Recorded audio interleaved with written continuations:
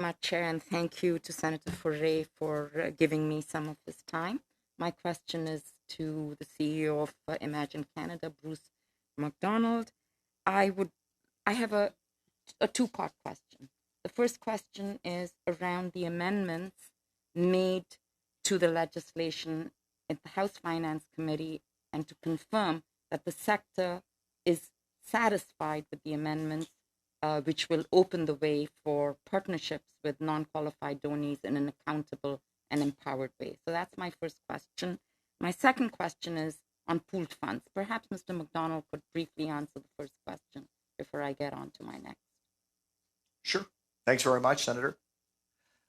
So yes, I think there's widespread support for the amendments that were made, real progress. And I think also, some credit where credit is due here. I mean, the genesis of these improvements actually started here in the Senate with the Senate Omidvar's own bill that eventually moved to the House of Commons. And I think what we're really seeing here is these amendments have taken some of the more prescriptive sort of language that was proposed in the Budget Implementation Act and moved it out of there so that we could actually have a more flexible regime in working with CRA to draft appropriate guidance. So I would say, yes, absolutely, there is significant support for the amendments as they've been passed. You raised the important question of pooled funds. I have raised it with the minister and her office as well. You have been assured that the guidance will be flexible. I have been assured that the government will take a soft touch on pooled funds. I want to ask you what kind of consultations will be essential to meet this objective, verbal as it may be, on flexible guidance.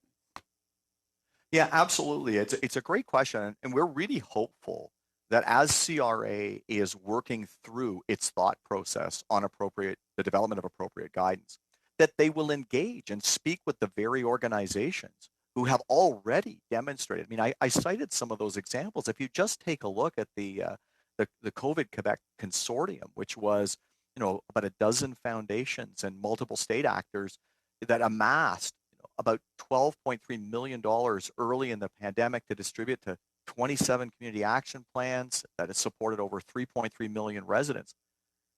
If the guidance is too restricted, these kinds of rapid responses working with community partners might not ever get off the ground. So I think it's going to be essential that these actors, these players in the system, are part of the engagement process when the guidance is being developed.